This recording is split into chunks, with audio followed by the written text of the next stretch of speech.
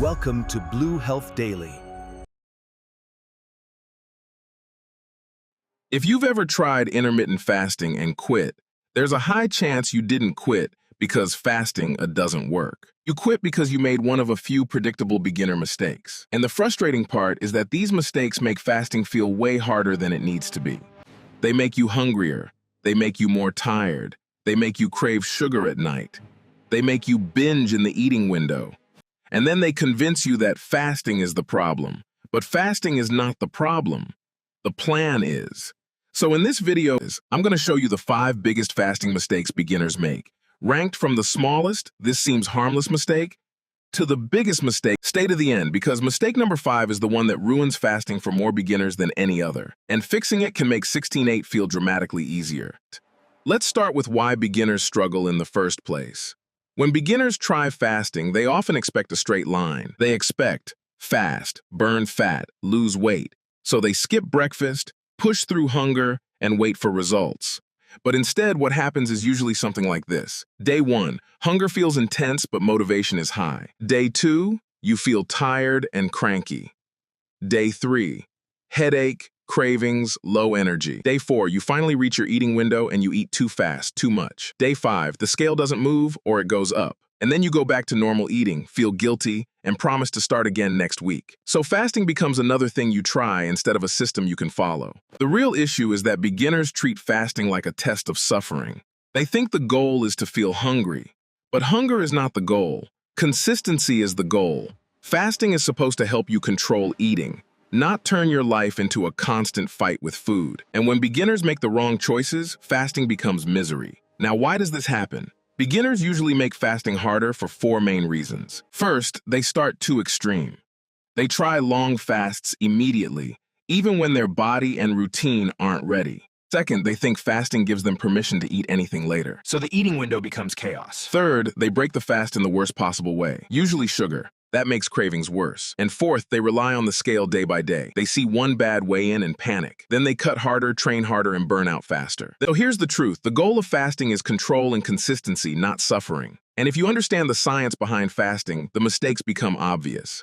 Before we get to the list, you need to know one truth. Fasting doesn't burn fat by magic. It only works when it helps you control calories consistently. Let's make this simple. Fat loss happens when you consistently eat fewer calories than your body burns. That's true whether you fast or not. So fasting doesn't break the laws of energy balance. What fasting does is reduce eating opportunities. If you used to eat breakfast, a snack, lunch, a snack, dinner, and dessert, and now you only eat lunch and dinner, maybe one snack, it becomes easier to consume fewer total calories. That's the main benefit. Now, hunger. Hunger is not only about needing food. Hunger is also about habit and timing. Your body releases hunger signals based on your usual meal schedule. So if you always ate breakfast at 8 a.m., your hunger will rise around 8 a.m. But here's the good news. Your body adapts.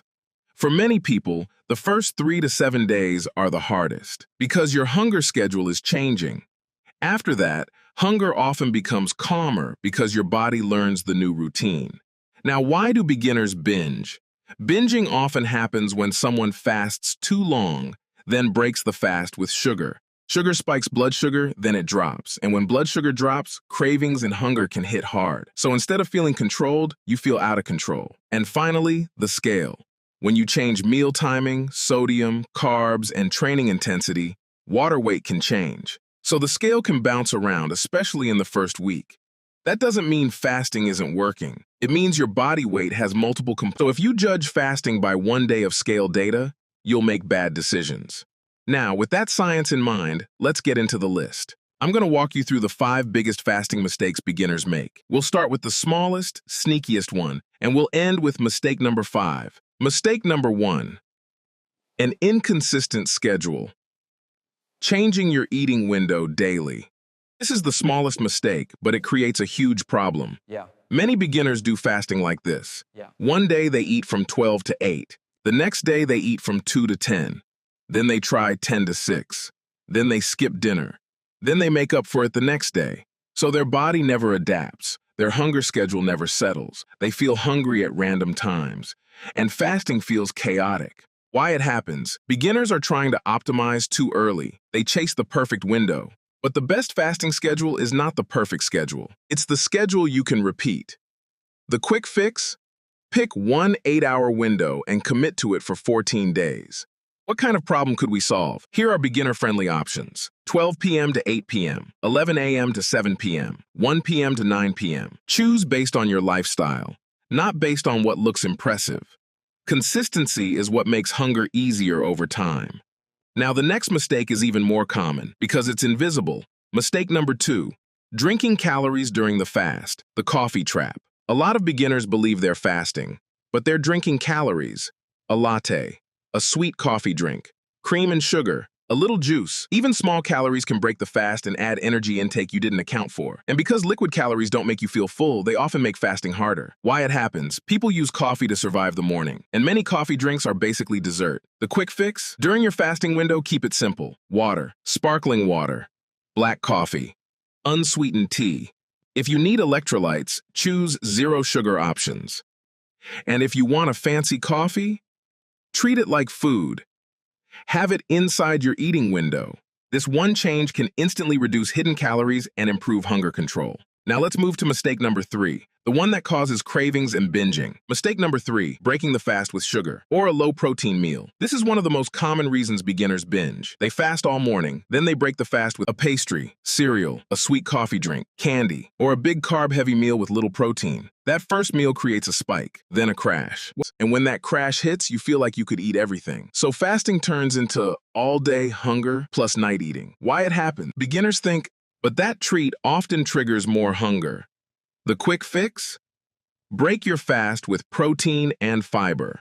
A simple template: protein first, then plants, then controlled carbs or fats. Examples: chicken, rice, and vegetables, eggs, toast, and fruit, Greek yogurt, berries, and measured granola, a tuna sandwich with vegetables, or tofu, vegetables, and rice. Your first meal sets the tone. If it's protein-based, hunger stays calmer. If it is sugar-based, cravings get louder. Now we get to mistake number 4, the one that makes people think fasting is a free pass. Mistake number 4, turning the eating window into a free-for-all. This is where fasting fails for many beginners. They think, I fasted so I can eat whatever I want. So the eating window becomes fast food, chips, dessert, huge portions, snacking all evening. And if you do that, you can easily eat at maintenance or a surplus, so the scale doesn't move. Then people say fasting doesn't work. But the problem isn't fasting, it's uncontrolled eating. Why it happens? Fasting feels like effort, so people reward themselves with food. Also, if you arrive at the eating window starving, you'll eat faster and more. The quick fix? Structure your eating window.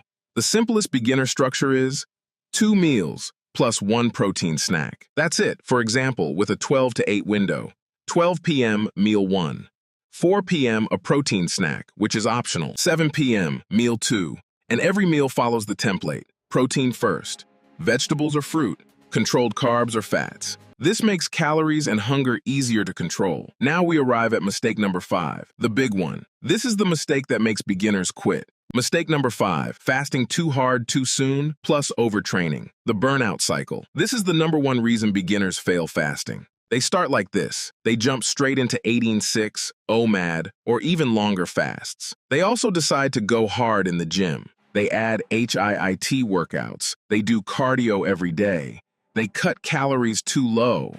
So now they're doing long fasts, plus intense workouts, plus low calories, plus poor sleep. At first, motivation carries them, but biology takes over. Energy crashes. Hunger becomes intense. Mood gets worse. Sleep gets worse. Then binging happens. Then guilt happens. Then they quit. And they believe fasting made them binge. But fasting didn't cause binging. The extreme plan caused binging.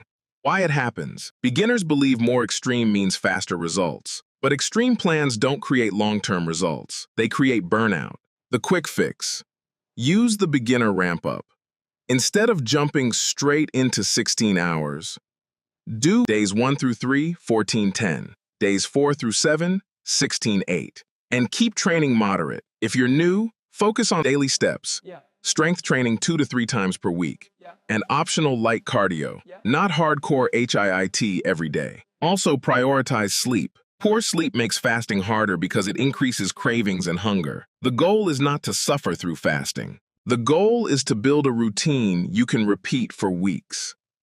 Because weeks are what create fat loss. If you fix these 5 mistakes, 16-8 becomes much easier. But there's one more thing that determines whether fasting actually leads to fat loss. What you eat, how consistent you are, and how you handle plateaus. Here's a quick success checklist to make sure you're set up correctly. If you want fasting to actually work, check these boxes. Choose one eating window and stick to it for 14 days. Drink only 0-calorie beverages during the fast. Break your fast with protein, not sugar. Keep the eating window structured. 2 meals plus an optional protein snack. Prioritize protein at meals to control hunger. Walk daily and strength train a few times per week. Sleep consistently.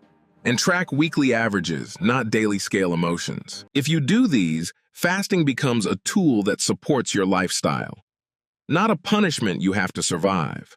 Let's answer a few quick beginner questions that often cause confusion.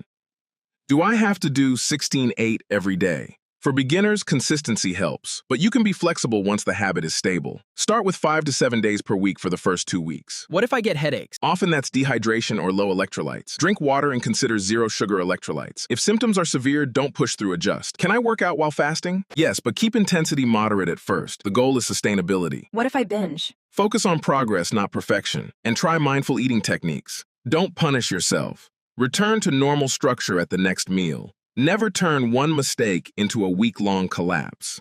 Here's the truth about intermittent fasting. Fasting works when it makes your life simpler. It fails when you make it extreme. So if you want 16-8 to work, don't chase suffering. Choose a consistent schedule. Avoid drinking calories.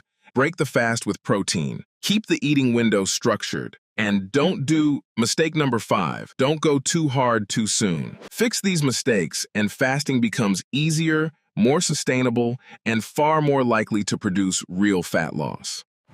In the next video, I'll show you what to do when fasting stops working. How to break a fasting plateau without starving, without endless cardio, and without starting over.